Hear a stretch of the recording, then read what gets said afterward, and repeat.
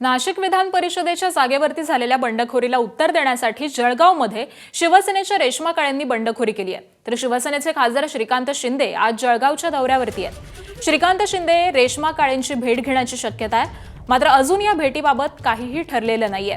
पक्षश्रेष्ठी जो निर्णय घेतील तो मान्य असल्याचं रेश्मा काळेंनी म्हटलंय।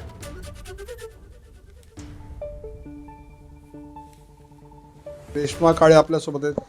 ताई, काय सांगाल तुम्ही? श्रीकांत शिंदे दौऱ्यावरती आहेत, तुमची आणि त्यांच्या भेटी संदर्भात काही नियोजन ठरलेलं आहे का?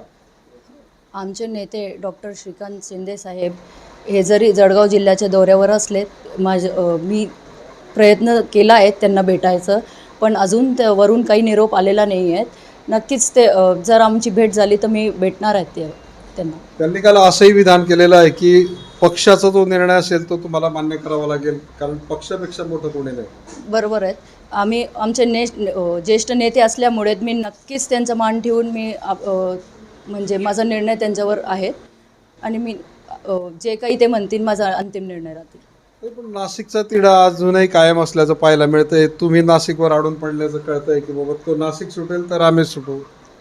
कालच गीते साहेब बोलले होते की मी माझा निर्णय ठाम ठेवणार आहेत, मी कोणाचंच ऐकणार नाही असं त्यांचं काल ऐकण्यात आलं न्यूजमध्ये। जर तिथे ते ठाम आहेत तर मी पण माझ्या निर्णयावर शेवटपर्यंत ठाम राहणार आहे। पुढची भूमिका आता काय ठाम असणार? नक्कीच, जोपर्यंत माझ्या ज्येष्ठ नेत्यांचा मला निरोप येत नाही तोपर्यंत माझा निर्णय शेवटचं हेच राहील। एबीपी माझा, उघडा डोळे बघा नीट।